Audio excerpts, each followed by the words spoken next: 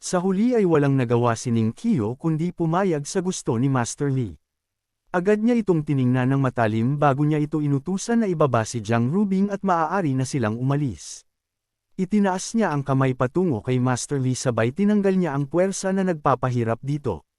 Labis namang natuwa si Li at napabuntong hininga ng maluwag sabay nagwika kay Jiang Rubing at humingi ng tawad sa ginawa niya rito sa kanangakong babawi siya sa susunod na pagkakataon.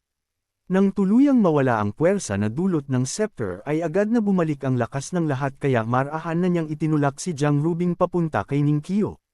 Sinalo naman agad ito ni Li Yunxiao at dahil patuloy pa ring umaagos ang dugo mula sa leeg nito ay nagmungkahi ang ating bida na siya na ang bahalang magpahinto ng pagdurugo.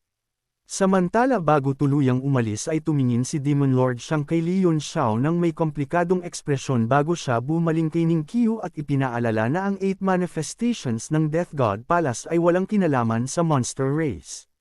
Hindi rin daw ang mga ito kabilang sa mga taong kailangan niyang iligtas o isama palabas kaya malaya daw si Ning Qiu na gawin ang kahit anumang gusto nito sa mga ito. Bahagya namang napaisip si Li Yi sa sitwasyon ng tatlo gayong naalala niyang ito ang mga nagligtas sa kanya mula kay Li Yunxiao subalit batid din niyang hindi niya maaaring diktahan si Demon Lord Shang kaya nanahimik na muna siya. Sa mga puntong iyon ay napasigaw na si Jianan at galit niyang sinasabi na hindi raw sila maaaring iwan ni Demon Lord Shang ng ganun-ganun lang. Huwag raw kalimutan ni Demon Lord Shang na ang hideout nila ang naging ligtas na taguan ng mga kasama nito nung pinaghahanap sila ng buong mundo.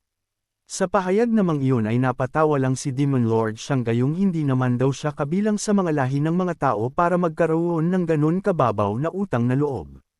Parehas lang daw nila ginamit ang isa't isa para sa kani-kanilang kapakinabangan kaya ngayon ay magkakanya-kanya na raw sila ulit kagaya ng dati. Nang marinig naman ni Li ang mga sinabi ni Demon Lord Shang ay saka pa lamang siya nagkaroon ng lakas ng loob na makapagsalita kaya diretsyo na niyang sinabi kay Jianan na wala siyang magagawa para iligtas ang mga ito. Agad namang sumigaw si Little 8 at nakiusap kay Shang na isama na lamang sila dahil magkakilala naman daw ang grupo nila kaya dapat silang nagtutulungan. Tila wala naman narinig sila Demon Lord Shang sa mga pagsusumamo ni Little 8 gayong hindi man lang sila mga lumingon bago tuluyang makalabas sa barrier ng Red Moon City. Sa kabilang banda naman si Ning Qiu na hindi na nagugustuhan ang nangyayari ay agad na nag-utos na hulihin na ang tatlo at ibalik sa dungeon bago pa man daw niya paslangin ang mga ito. Mabilis namang sumunod sa utos ang mga Imperial Guard kaya pinalibutan na nila ang tatlo at tangka na sanang dadalhin ng puwersahan pabalik sa dungeon nang may bigla na lamang silang narinig na isang malakas na sigaw.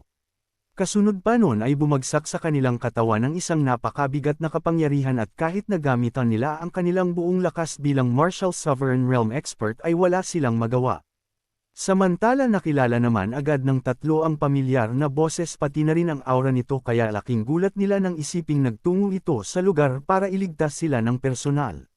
Si Li Yunxiao naman na hawak pa rin si Jiang Rubing ay agad na kinilabutan gayong nakikilala niya rin ang aura ng dumating na nilalang at sigurado siyang hindi siya nagkakamali sa kung sino ito. Muli namang naging seryoso ang ekspresyon ni Ning Qiu habang pinakikiramdaman ang napakalakas na killing intent na direktang tumatama sa kanya at sa isip-isip niya ay tanging isang tao lamang ang kilala niyang may kakayahan na makapagpalabas ng ganito. Maya-maya pa ay sumigaw na ang tatlong hangal na nasa ibaba at tuwang-tuwa nilang ipinagsisigawan ang pangalan ng kanilang boss habang naluluha sa sobrang saya.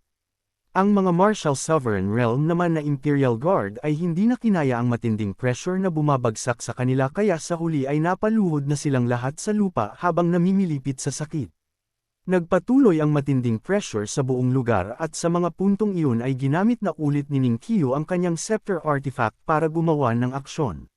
Batid niyang isang matinding labanan ang magaganap sa pagitan nila ni Ling Baiyi at hindi niya alam kung ano ang magiging dulot nito sa Red Moon City gayong halos hindi nalalayo ang lakas nito kumpara kay Gu Feiyang na minsan anong winasak ang lungsod.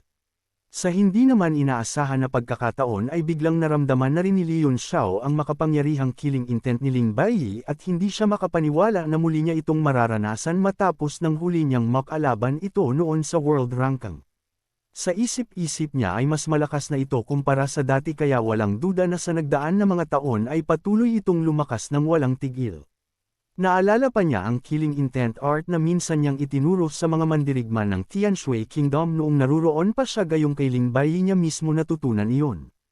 Ngayon na muli niyang naramdaman ang tunay na killing intent na pinagmulan nun ay hindi niya mapigilan na mahiya dahil sobrang hina lamang nun kumpara sa nararamdaman niya sa kasalukuyan. Bigla namang naramdaman ni Ning Qiu na puwersahang itinatakas ni Ling Baiyi ang tatlong hangal kaya dali-dali siyang kumilos para pigilan ang balak nito. Muli niyang pinagana ang kanyang scepter artifact at sa isang iglap ay sinarado niya ng husto ang void of space ng buong paligid. Kasama pa nun ay ipinatawag na rin niya ang tatlong makapangyarihang protector ng Red Moon City para tulungan siya na asikasuhin si Ling Baiyi. Agad namang lumipad ng mabilis ang tatlong makapangyarihang protector ng lungsod at sa isang iglap ay nalakbay na agad nila ang daan-daan na milya ng distansya.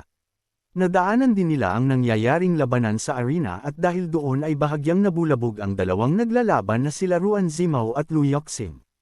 Napahinto sila ng ilang sandali para alamin kung sino ang mga mabilis na lumipad sa kanilang itaas gayong hindi naman lingid sa kaalaman nila na bawal iyon lalong-lalo na ngayon na may isang malaking pagtitipon. Samantala ang dalawang mag-asawa naman ay mabilis na nabahala sa paglabas ng tatlong protector ng Red Moon City dahil ito lang naman ang kanilang mga Great Elder na siyang pinakamatatanda sa lungsod. Ang paglitaw ng mga ito ay hindi basta-basta kaya agad nilang napagtanto na ipinatawag ito ni Ning Qiu gamit ang scepter. Dali-daling umalis si Jiang Churan para tingnan ang sitwasyon at bago siya umalis ay inatasan niya si Ruan Hangyo na ipagpatuloy ang kompetisyon kahit na wala pa siya. Nag-aalala namang sumang-ayon si Ruan Hangyo at kahit gustong-gusto niya rin na magtungo doon para tumulong ay hindi naman siya maaaring umalis. Sa isip-isip ni Ruan Hangyo ay siguradong napakabigat ng sitwasyon na kinakaharap ng Red Moon City para ipatawag ni Ning Qiu ang tatlong Great Elder ng lungsod gayong hindi nito maaaring basta-basta na ipatawag ang mga iyon. Maging si Jiang Churan ay walang otoridad na ipatawag ang tatlo kahit pa siya ang City Lord ng lungsod kaya nakakasigurado siyang may isang makapangyarihang nilalang ang sumasalakay sa kanila. Sa kasaysayan ng Red Moon City ay huli nagpakita ang tatlong Great Protector ng salakayin ni Gu Feiyang ang buong lungsod kaya napapaisip siya kung sino naman daw ngayon ang dumating na hindi kayang harapin ng mag-isa ni Ning Qiu. Bumalik ang tagpo kay Ning Qiu at mag-isa pa rin itong pinipigilan si Ling Baiyi gamit ang scepter artifact. Maririnig naman ang boses ni Ling Baiyi na pinapangaralan niya ang lahat ng naruroon at ipinapamukha niyang walang makakapigil sa kanya kahit sino pa raw ang dumating. Hindi nagtagal ay nagpakita na nga si Ling Baiyi matapos siyang dahan-dahan na lumabas sa Void of Space dala-dala ang aura ng isang Great Sovereign. Ang paligid naman na nadadaanan niya ay unti-unting nagbabago gayong ang aura pa lang niya ay sapat na pasirain ang buong paligid. Sa sandali namang makalabas na nga siya at makatapak sa Red Moon City ay isang nakakatakot na ngiti ang agad niyang ipinakita kay Ning Qiu bago niya tinanong kung saan ito kumukuha ng lakas ng loob para harapin siya. Dagdag pa niya habang kumikinang ng ginto ang kanyang mga mata na mukhang ang pagtungtong daw ni Ning Qiu sa Peak 9-star Martial Sovereign Realm ay hindi naging maganda gayong mas lalo itong naging mayabang. Wala naman naging tugon si Ning Qiu sa mga pahayag sa kanya bagkus iwinasiwas lamang niya ang kanyang artifact na nag-transform sa isang espada sabay tinanong kung inaakala ba raw ni Ling Baiyi na walang makakatalo sa kanya. Sa pinakawalan naman ni Ning Qiu na sword intent ay agad na nawasak ang malakas na killing intent ni Ling Baiyi sa buong paligid kaya bumalik na sa normal ang lahat. Bahagya namang napangiti si Ling Baiyi sa ginawa ni Ning Qiu pero sarkastiko niyang sinabi na kung hanggang doon lang daw ang lakas nito ay mukhang wala na raw silang dapat na pag-usapan pa. Matapos sabihin niyo ni Ling Baiyi ay pinakawalan niya ang mas malakas na killing intent at doon ay nagpakita na sa likuran niya ang imahe ni kamatayan kasabay ang nakakasulasok nitong aura na nilalamon ang buong lugar. Bilang si Jiang Rubing naman ang pinakamahina sa kanila ay una itong naapektuhan ng malakas na killing intent kaya agad itong bumagsak sa lupa at nahirapan na makatayo. Nang makita naman iyon ni Leon Xiao ay hindi niya napigilan na mag-alala gayong malinaw na ang aura pa lamang ng killing intent ni Ling Baiyi ay kaya ng paslangin si Jiang Rubing. Wala naman siyang magawa sa kasalukuyan dahil maging siya ay nahihirapan na makakilos at aminado pa siya na kahit gamitin niya ang Golden Dharma True Form ay siguradong hindi pa rin siya makakaligtas sa aftershock ng magiging laban ng dalawa. Makalipas ang ilang sandali ay dumating na ang tatlong protector ng Red Moon City at nang makita iyon ni Ling Baiyi ay bahagya siyang natigilan sa mga ito. Sa pagkabigla naman niya ay nawala ang makapangyarihan niyang killing intent kaya naging maaliwalas na ulit ang buong lugar. Nakakalokong tinanong ni Ling Baiyi kung kailan ba raw mamamatay ang tatlong matanda ng Red Moon City gayong ilang henerasyon na raw niyang naririnig ang pangalan ng mga ito. Maging si Leon Xiao ay nabigla rin sa pagdating ng tatlo gayong hindi niya rin inaasahan na buhay pa rin ang mga ito matapos nang huli niya itong mapabagsak noong salakayin niya ang Red Moon City.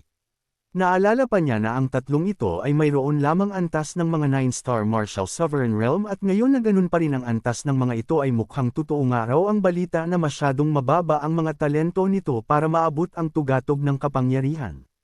Gayunpaman ay hindi raw may kakaila na sa pinagsama-sama nitong lakas ay parang wala na rin itong pinagkaiba sa mga pick 9-star Martial Sovereign Realm kaya hindi ito pwedeng basta-bastahin ni Ling Bai. Sa gitna naman ng umiinit na tensyon ay isa pang nilalang ang dumating at ang tinig nito ay agad na nagpatigil sa lahat ng batiin nito si Ling Bai na parang normal lamang. Sa harap ni Ning Qiu ay sumulpot si Jiang Churan at doon ay bahagyang natuwa ang mga Imperial Guard ng Red Moon City dahil ngayon ay nasa kanila na ang kalamangan. Ngayon daw na naririto na ang City Lord ay nandito na ang 5 pinakamalalakas na nilalang sa lungsod kaya kahit gaano pa raw kalakas si Ling Bai ay wala na itong magiging takas pa.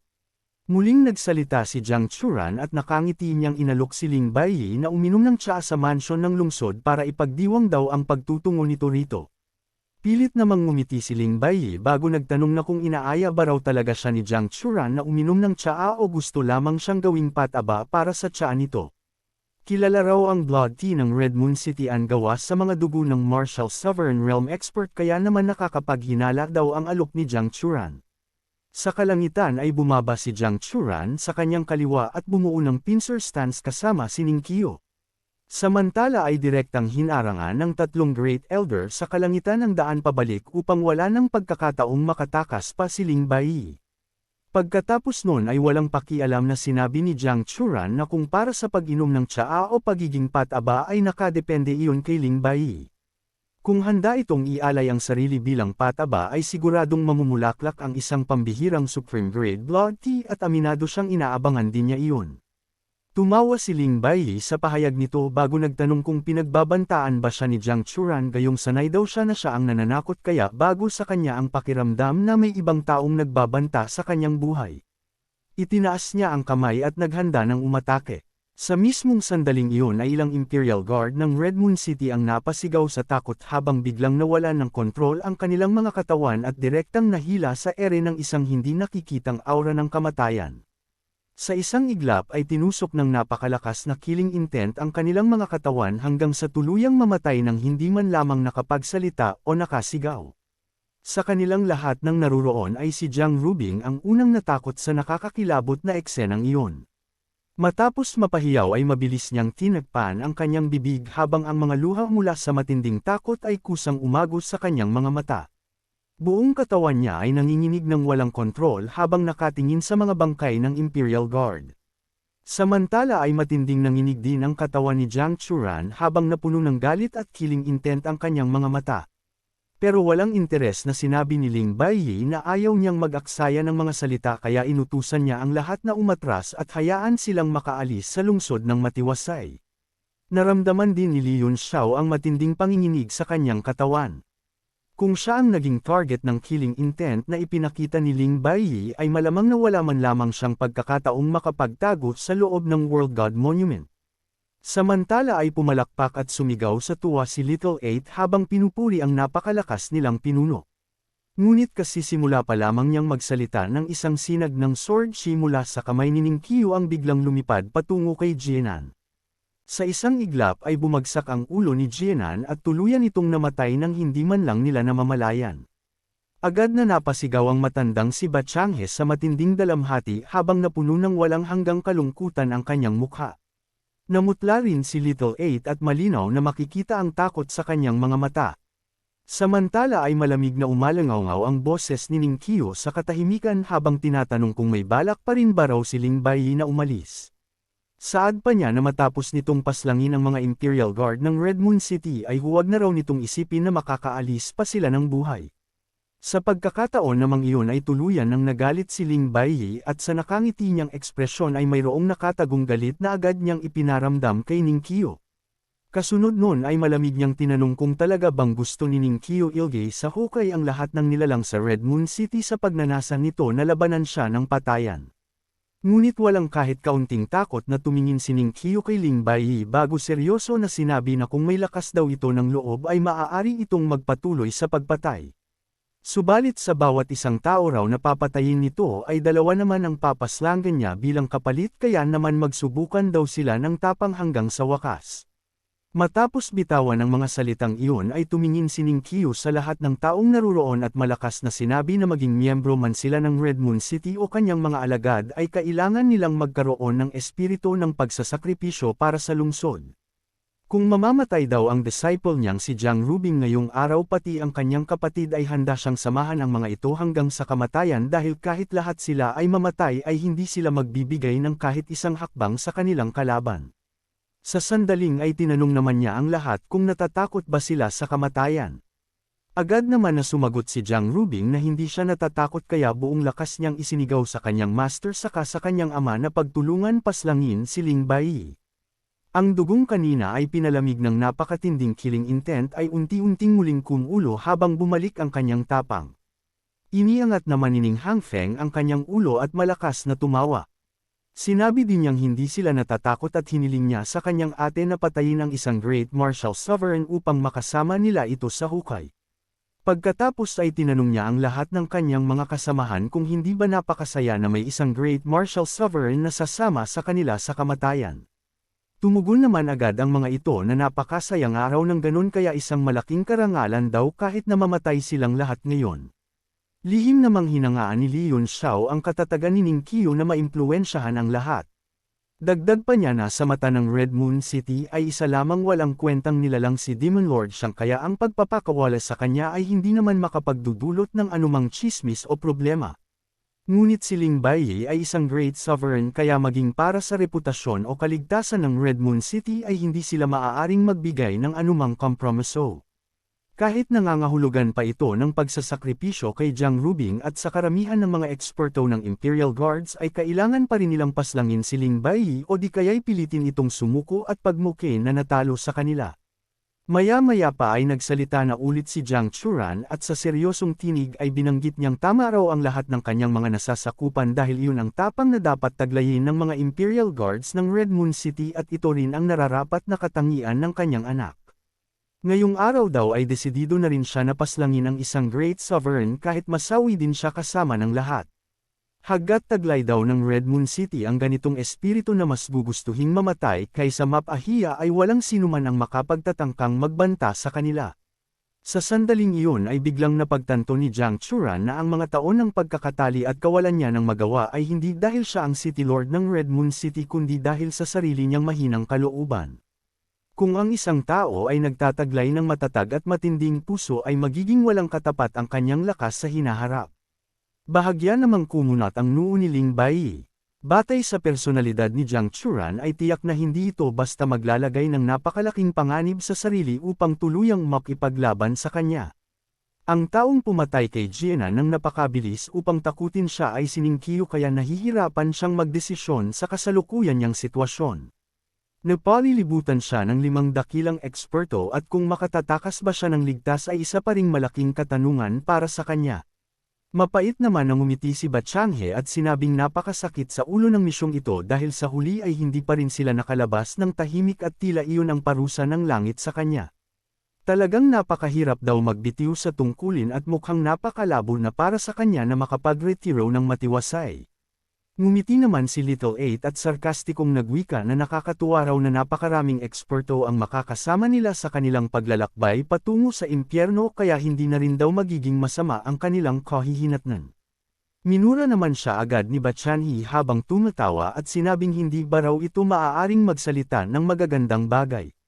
Kung mamamatay daw ang kanilang pinuno ay talagang matatapos na ang 8 manifestations kaya mas mabuting sila na lang ang mamatay at wag na ito. Ilang beses naman na nagbago ang ekspresyon ni Ling Baiyi bago tuluyang mawala ang killing intent sa kanyang katawan. Sa huli ay nagsalita siya at sinabing tinatanggap na niya ang pagkatalo at handa siyang magbigay ng kompromiso kung iyon ang gusto nila. Hiniling niyang sabihin ni Jiang Churan ang kanilang mga kondisyon upang payagan silang apat na makaalis ng tahimik. Nakahinga naman agad ng maluwag si Li Yunxiao nang marinig ang pag-atras ni Ling Baiyi dahil ito na ang pinakamagandang senaryo na mangyayari kung magkataon. Alam niya na kahit magtulong-tulong sila Jiang Churan at Ning Qiu kasama ang tatlong matanda ay hindi iyon sapat para talunin si Ling Baiyi nang walang isinasakripisyo kaya malaki talagang problema kung matuloy ang laban nila. Pati si Jiang Churan ay ganun din ang iniisip kaya sa loob-loob niya ay masaya siyang pumayag itong umatras at hindi na ipagpatuloy pa ang laban. Agad namang nagulat si Little 8 at mabilis na sinabi na hindi maaaring magbigay ng kompromiso ang kanilang pinuno dahil hindi nito maaaring masira ang prestihiyo ng 8 manifestations. Karapat-dapat man silang mamatay ay maaari naman daw itong pumatay ng ilan pang tao mula sa Red Moon City upang magkaroon sila ng mga kasama sa libing. Biglang nagdilim ang mukha ni Ling Baiyi at galit siyang sumigaw na tumahimik ito. Nangutya naman si Ning Qiu at nagtanong kung anong kompromiso ang sinasabi nito. Pahabol pa niya na hindi ba naglakbay si Ling Baiyi sa buong mundo at mayabang na nag-asal na pinakamalakas kahit saan man ito magpunta kaya nasaan na raw ang tapang nito. Nanatili ang pangungutya sa mukha ni Ning Qiu habang sinabi niyang kung gusto ni Ling Baiyi na magbigay ng kompromiso ay maaari naman. Una ay kailangan nitong ipahayag sa buong mundo na siya mismo bilang si Ling Baiyi ay buong pagpapakumbabang umamin ng pagkatalo sa harap ng Red Moon City. Pangalawa ay kailangan niyang mangako sa ilalim ng isang sumpa na hindi siya kailanman papaslangin ang sinuman mula sa Red Moon City habang nabubuhay siya. Kapag natupad daw ang dalawang kondisyong iyon ay maaari ng tahimik na umalis silang tatlo. Nang marinig iyon ay galit na sinabi ni Ling Baiyi na kung gusto ba talagang ipahayag ng Red Moon City sa buong mundo ang kanyang pagkatalo dahil kung oo ay mas mabuti pang maglaban na lamang sila hanggang kamatayan. Muli namang nangutya si Ning Qiu at tinanong kung sa tingin ba nito ay natatakot siya sa isang laban hanggang kamatayan. Hello mga hangal, si Boss Hangal ito. Bago natin ipagpatuloy ang kwento ay ibabahagi ko muna sa inyo ang backup channel natin na nilagyan ko na ng mga video. Ang mga makikita nyo doon ay mga latest manhwa na bagong release pa lamang at wala pa masyadong mga chapter. Kung interesado ka sa mga ganong content ay pwede ka rin doon manood habang naghihintay ng kwento ni Leon Xiao na tuwing Lunes lamang lumalabas. Maraming salamat sa suporta. Samantala ay lihim na nakahinga ng maluwag si Leon Xiao gayong bagamat muling naging tensyonado ang paligid ay alam niyang malabo nang mangyari ang isang labanan. Alam niya na ang magiging resulta ng labanang mangyayari kung sakali ay isang bagay na hindi kayang tanggapin ng alinmang panig kaya kung maiiwasan nila ang pakikipaglaban ay iyon ang pipiliin ng bawat isa. Dahil nagkaroon na ng intensyong magbigay ng kompromiso ay wala na sa mesa ang isang labanan. Ang kulang na lamang ay isang kasundo ang tatanggapin ng magkabilang panig. Samantala ay ang paghawak ni Ning Qiu sa Scepter Artifact ay isa lamang pagpapanggap para mas lalong mapush si Ling Baiyi na hindi na lumaban pa. Tulad naman ng inaasahan ay nagsalita na si Jiang Churan at tinanong nito kung ano ang dapat nilang gawin.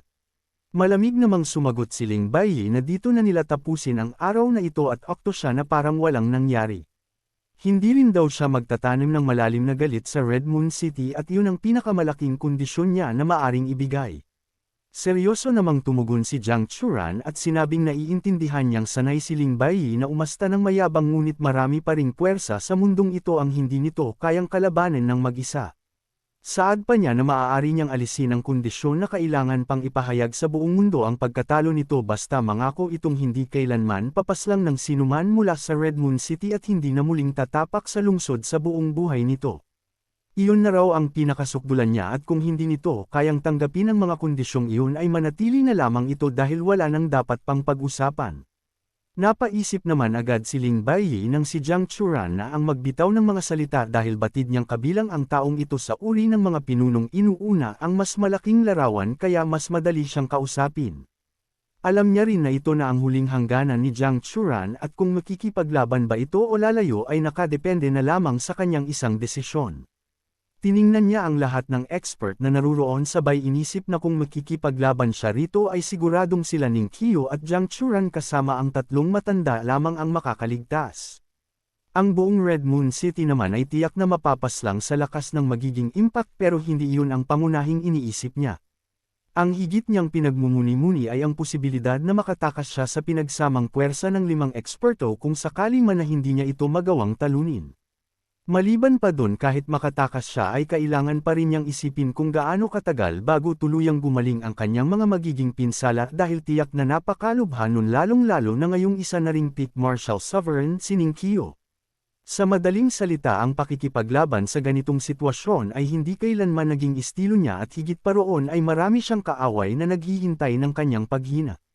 Sa huli ay nagbigay siya ng kompromiso at sinabi na pumapayag siya sa lahat ng kondisyon ni Jiang Churan, ngunit may isa pa siyang kondisyon. Kailangan ding pakawalan ng walang anumang pinsala si Dongmen Yuan, gayong kabilang din iyon sa gusto niyang iligtas. Agad namang pumayag si Jiang Churan dahil para sa kanya ay maaari ng pakawalan si Dongmen Yuan, gayong wala naman na itong sapat na lakas upang maging banta sa kanila. Pagkatapos ay itinaas ni Ling Baiyi ang kanyang kamay at nanumpa na hindi siya kailanman papaslangan ang kahit isang nilalang mula sa Red Moon City habang nabubuhay siya, at hindi na rin siya muling tatapak dito kailanman. Gayunpaman ay biglang nagbago ang kanyang tono at galit niyang sinabi na kung makatagpo siya ng sinumang bulag na hangal mula sa Red Moon City sa labas ng lungsod ay huwag siyang sisihin kung puputulan niya ang kanilang mga braso at binti at wawasakin niya ang kanilang dantian. Malamig namang sumagot si Ning Qiu at sinabing napakaganda ng isinumpa nitong pangako, ngunit ipinapaalala niya na kung may sinuman mula sa Red Moon City na saktan nito ay hahabulin nila siya hanggang sa dulo ng daigdig. Ayon daw kasi sa sinumpaan nito ay hindi niya sila maaaring patayin, kaya napakaganda ng kasunduang ito para sa Red Moon City. May pangungutya namang tugon na sinabi ni Ling Baiyi na parang sinasabi raw nitong natatakot siya na habulin ng kung sino. Huwag daw kalimutan ni Ning Qiu na hindi lang Red Moon City ang naghahabol sa kanya dahil halos sa kahit saan mang sulok ng mundo ay marami siyang kaaway. Matapos mag-iwan ng isang tinging puno ng napakatinding killing intent ay tumalikod si Ling Baiyi at unti-unting naging mga tuldok ng maitim na liwanag bago tuluyang mawala. Sa sandaling umalis si Ling Baiyi ay biglang nawala ang killing intent na bomb alot sa buong lugar. Ang nakakatakot na lamig na kumapit sa puso ng lahat ay dahan-daang natunaw hanggang sa tuluyan ng bumalik ang init sa paligid. Nang makitang maayos na ang usapin ay sa wakas huminto na sa pag-ikot ang tatlong Great Elder ng Red Moon City bago bumalik sa kani-kanilang pinagmulan. Agad naman na lumapit si Jiang Churan at nagpasalamat sa tatlong nakatatanda sa kanilang pag-aksyon. Samantala ay nagmamadaling lumapit si Jiang Rubing at tinanong ang kanyang ama at master kung bakit hindi nito pinatay si Ling Baiyi. Sinabi pa niyang hindi na kailangan pang mag-alala ang mga ito tungkol sa kanya, kaya dapat na hindi sila pumayag sa kompromiso. Ngunit sa isang matalim na sampal ay biglang hinampas siya ni Jiang Churan hanggang sa tumalsik siya palayo. Galit na sinabi ni Jiang Churan na ang lahat ng kaguluhang ito ay dahil sa kanya. Inutusan niya itong magpalat kaagad ng damit at pumunta sa martial arena para ayusin ang lahat ng kaguluhan. Nang makita naman iyon ni Ning Qiu ay malamig niyang pinagalitan si Jiang Churan, gayong malinaw na ibinubuhos niya ang galit nito sa sarili nitong anak dahil lamang sa pagbabanta ng ibang tao. Dagdag pa niya nang may pagkasarkastiko na talagang kahanga-hanga raw ang kanilang dakilang City Lord sa mga naging desisyon nito. Ang pagpaslang daw sa 8 manifestations ng Death God Palace ay kasabay na itinataas ang reputasyon ng Red Moon City, kaya isang magandang pagkakataon na sana ang mayroon sila kanina. Ipinahayag pa niyang kahit pigilan siya nito ay ipasusulat niya ang nangyari ngayon bilang isang malaking balita upang maikalat sa buong Heavenly Martial Realm at ipaalam sa lahat na si Ling Baiyi ay dumanas ng pagkatalo sa Red Moon City. Nahihiya namang sinabi ni Little 8 kay Ning Qiu na bilang isang supreme powerhouse ay hindi ba medyo hindi angkop ang ganoong gawain. Agad naman na nahulog sa katahimikan ng buong paligid. Mabilis na tinakpan ni Little 8 ang kanyang bibig at hindi na naglakas loob na magsalita pa ng kahit isang salita, gayong muli niyang napagtanto na nasa mainit na tensyon pa ang dalawang panig. Ngunit huli na ang lahat dahil sa isang malakas na sampal ay tumama ang kamay ni Ning Qiu sa mukha ni Little 8 hanggang sa malakas itong gamulong sa lupa. Kasunod nun ay malamig na sinabi ni Ning Qiu kay Ning Hangfeng na kunin ang hangal na si Dongmen Yuan at kung tumanggi itong umalis sa dungeon ay maaari nila itong patayin sa mismong kinalalagyan nito dahil hindi iyon maituturing na paglabag sa kanilang kasunduan. Pagkatapos ay tumingin si Ning Qiu kay Li Yunxiao at pinuri ang katapangan na ipinakita nito. Sinabi pa niyang sa ilalim ng napakabigat na aura ni Ling Baiyi ay maging si Ning Hangfeng ay nakaramdam ng takot mula sa kaibuturan ng kanyang puso. Tanging si Li Yunxiao lamang na pinakamalapit sa kanya ang hindi nagpakita ng kahit kaunting takot, kaya nakamit nito ang kanyang mataas na papuri. Agad namang napatingin si Jiang Churan kay Leon Xiao nang may bahagyang pagtataka dahil maging siya ay napabilib nang makitang wala man lang nangyari dito kahit na halos lahat ng martial sovereign realm nilang mga Imperial Guard ay bumagsak. Pinunasan ni Leon Xiao ang kanyang pawis at nahihiyang sinabi na sa totoo lang ay sobrang natulala daw siya kaya nakalimutan niyang matakot kanina habang pinagmamasdan ang mga nangyayari. Malamig naman na tumitig si Ning Qiu kay Leon Xiao dahil alam niyang kung ano-ano na naman ang sinasabi nito. Samantala ay sinabi ni Jiang Churan na dahil nandito na si Ning Qiu ay ipapaubayan na niya si Jiang Rubing dito at babalik muna siya sa Red Moon City upang maiwasang magkaroon ng kung ano-anong haka-haka ang mga tao kung matagal siyang mawawala. Bahagyang tumango si Ning Qiu bago tumingin kay Jiang Rubing na namumula ang mga pisngi habang nagtatago sa likod ni Leon Xiao. Sa huli ay nagsalita si Jiang Churan at humingi ng tawad kay Jiang Rubing sa ginawa niyang pagsample kanina. Ngunit naglabas lamang ito ng mahinang ungol bago tumalikod at tumangging magsalita. Hindi naman masisi ni Ning Qiu ang reaksyon ni Jiang Rubing kaya sinenyasan na lang niya si Jiang Churan para umalis na ito. Dahil doon ay napabuntong hininga na lang si Jiang Churan bago naging isang sinag ng liwanag at lumipad pabalik sa arena. Saka lamang naglakas loob na magsalita si Jiang Rubing at sinabi sa kanyang guro na ayaw niyang lumahok sa martial arts tournament para pumili ng mapapangasawa. Pero biglang nagdilim ang mukha ni Ning Qiu bago direktang nagpatama ng isang sil sa mata ni Jiang Rubing. Malamig niyang sinabi na nag-iwan siya ng marka sa katawan nito at kahit tumakas pa ito hanggang sa dulo ng daigdig ay mararamdaman pa rin niya ang lokasyon nito. Agad na napasigaw sa sakit si Jiang Rubing at nanginginig na sinabi na baka mamatay siya sa kamay ng isang mamamatay tao.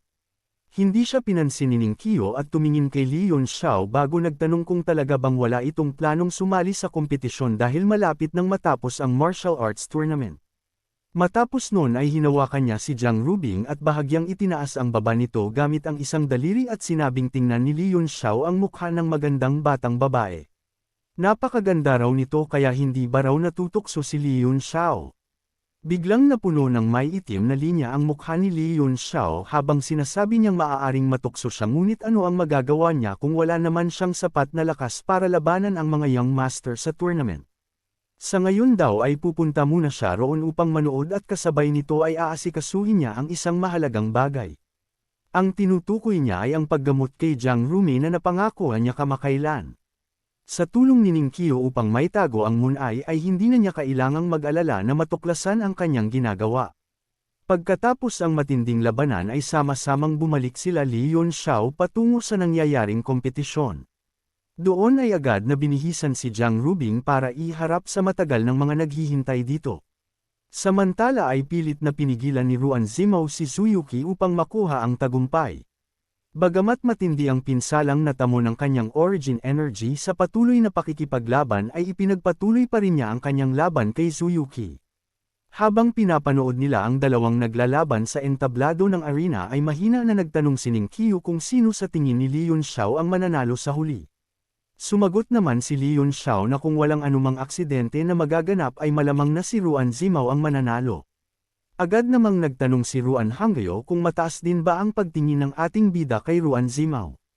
Walang pakialam na sumulyap si Ruan Hangyo kay Leon Xiao bago nagwika na bilang City Lord daw ito ng Martial Flame City ay interesado siya sa paraan ng paggagamot nito sa sumpang nasa katawan ni Jiang Rubing. Bahagyang ngumiti si Leon Xiao at sinabi na si Ruan Zimao ay isang maingat na tao na hindi kailanman gumagawa ng anumang bagay ng walang katiyakan. Sigurado raw siya na mayroon itong paraan upang harapin si Zuyuki dahil kung wala ay hindi tatagal si Ruan Zimao sa martial stage hanggang sa sandaling ito. Tungkol naman sa paraan upang alisin ang sumpa ay humingi siya ng paumanhin dahil isa iyong sinaunang lihim na pamamaraan ng kanilang pamilya kaya hindi niya maaari itong ibunyag. Mabilis naman na naging matalim ang tingin ng dalawang mag-asawa nang marinig-marinig ang huling mga salita ni Leon Xiao gayong bahagya silang hindi naniniwala rito. May pagdududa pa rin kasi sila na mayroong malaking koneksyon si Leon Xiao kay Gu Feiyang kaya kahit gaano pa ito pinagkakatiwalaan ni Ning Qiu ay hindi pa rin maaalis ang pagdududa nila sa tunay na pinagmulan nito. Maya-may pa sa mismong sandaling iyon ay biglang lumitaw ang Heavenly Wave Mirror sa itaas na bahagi ni Ruan Zimao sa entablado ng arena. Ang napakalawak na aura nito ay agad na nagpalubog sa buong entablado sa liwanag ng salamin. Patuloy na nagbago ang nakapalibot na tanawin habang itinaas ni Ruan Zimao ang kanyang mahabang espada gamit ang isang kamay bago nagsagawa ng isang malakas na sword technique. Biglang umapaw ang napakalakas na sword chi at nagpakawala ito ng sunod-sunod na atake. Ang bawat guhit ng sword chi ay tila 10,000 tumatakbong kabayo habang marahas na humihiwa pababa mula sa kalangitan. Sa ilalim ng patuloy na nagbabagong liwanag ng salamin ay wala nang pagkakataong makaiwas si Tsuyuki kaya direktang tumama sa kanya ang sword chi. Biglang nagwala ang dugo sa kanyang katawan at napadore siya ng dugo bago malakas na tumilapon pabalik ang kanyang katawan. Namutla ang kanyang mukha habang itinataas ang isang kamay bilang pagsuko at sinabing ang lakas ni Ruan Zimao ay tunay na isang antas na mas mataas kaysa sa kanya. Buong puso niyang tinanggap ang pagkatalo. Samantala ay humihingal din ng matindi si Ruan Zimao dahil higit sa kalahati ng kanyang origin energy ang naubos. Ikinuyong niya ang kanyang mga kamao at sinabi kay Tsuyuki na nagpapasalamat siya sa pagtitimpi nito ngunit hindi na niya ito ihahatid pababa. Dahan-daang bumaba si Tsuyuki mula sa martial stage. Bagamat natalo ay nakatanggap pa rin siya ng malalakas na palakpakan at walang katapusang sigawan mula sa mga manunood. Sa mga upuan ng manunood ay bahagyang nagsalita si Ninkyu at sinabing ang labanang iyon lamang ang tunay na karapat-dapat panuurin. Kung hindi raw ginamit ni Ruan Zimao ang Heavenly Wave Mirror Projection ay mataas pa rin ang posibilidad na manalo siya ngunit mahihirapan siyang tapusin ng mabilis ang laban. Ngumiti naman si Leon Xiao nang makita ang tagumpay ni Ruan Zimao at pagkatapos nun ay sarkastiko niyang sinabi na tila sabik na itong yakapin ang pagkapanalo kaya halos hindi na ito makapaghintay. Bigla namang sumulyap sa kanya si Ninkyu bago napabuntong hininga at sinabing basta hindi siya pupunta sa entablado ay dito na magtatapos ang paligsahan. Idinagdag pa niyang si Jiang Rubing ay kanyang minamahal na disciple at mas gugustuhin niyang mapang-asawa nito si Leon Xiao kaysa kay Ruan Zimao na hindi naman gaano katalentado. Umiling naman si Leon Xiao habang nakangiti at sinabing natatakot siyang wala siyang ganoong uri ng kapalaran. Sa baba ng entablado ay malakas na sumigaw si Jiang Bili na nanalo si Ruan Zimao at nagtanong kung mayroon pa bang gustong humamon sa kanya. Nang bumagsak ang kanyang boses ay biglang naging tahimik ang buong lugar. Bagamat may mga pinsala si Ruan Zimao ay malinaw na ang martial skill na ipinakita niya ay higit na mataas kaysa sa karamihan.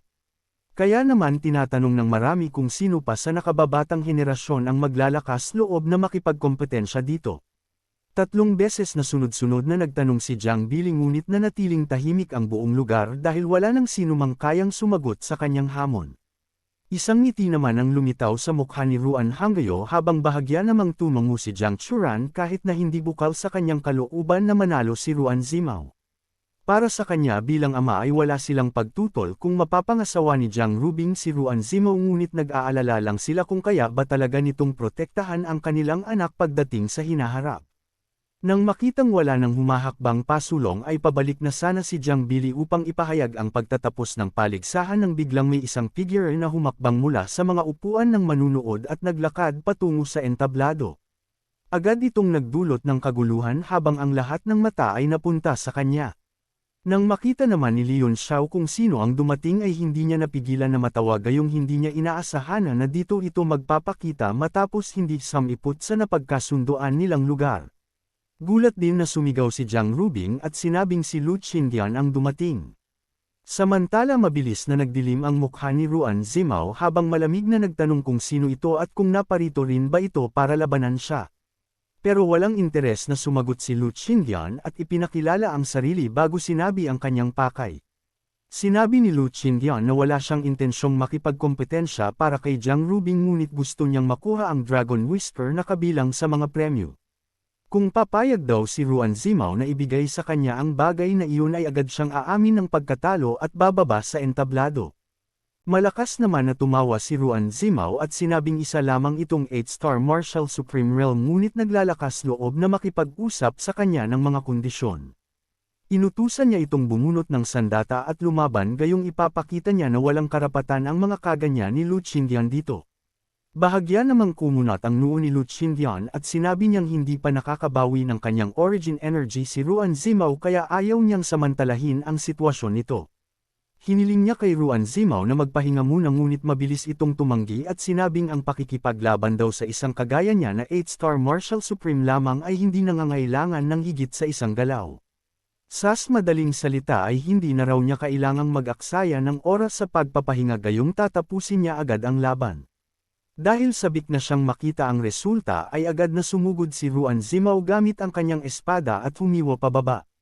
Biglang namang napatawa ng malakas si Li Yunxiao sa ginawa ni Ruan Zimao at kasunod nun ay sinabi niya na tiyak na matatalo ito ni Lu Qingyan sa sobra nitong kay-abangan. Nagulat naman ang mga tao sa paligid at maging si Ning Qiu sa kanilang narinig kaya sabay-sabay nilang tinanong si Li Yunxiao kung paano nito nasabi ang bagay na iyon. Di pa man nakakasagot si Li Yunxiao ay sumabat na si Ruan Hangyo at minamaliit nito ang kakayahan ni Li Yunxiao na tingnan ang sitwasyon dahil mali-mali daw ang pinagsasabi nito. Kahit gaano pa raw kalakas si Lu Qingyan ay malabo nitong matatalo ang isang Martial Sovereign Realm expert gamit ang lakas ng 8-star Martial Supreme Realm. Si Jiang Churan naman ay bahagyang naging interesado sa naging pananaw ni Li Yunxiao sa labanan kaya tinanong niya kung bakit ganoon katindi ang kumpiyansa niya at kung mayroon ba itong sapat na batayan para sabihin iyon. Humakbang pasulong si Li Yunxiao habang nakangiti at sinasabing malinaw niyang alam ang lakas ni Lu Qingyan at malinaw din niyang alam ang tunay na lakas ni Ruan Zimao. Kaya sigurado siyang matatalo si Ruan Zimao kung maglalaban ang dalawa. Dagdag pa niya na kahit taglay ni Ruan Zimao ang buo nitong lakas sa kasalukuyan ay suntok sa buwan pa rin itong matatalo si Lu Qingyan kaya panuurin na lang daw nila ang magaganap. Sa entablado ay mahigpit na ikinuyong ni Lu Qingyan ang kanyang kamao bago magpakawala ng isang simpleng suntok na umaasa lamang sa purong lakas. Isang matinding puwersa naman agad ang biglang sumabog mula sa kanyang kamao at malakas na tumama kay Ruan Zimao hanggang sa paulit-ulit itong napa-atras. Matapos noon ay bahagyang itinaas ni Lu Qingyan ang kanyang kilay habang tinitingnan ang sariling kamay kung saan makikita ang isang mahabang sugat na dulot ng espada ni Ruan Zimao.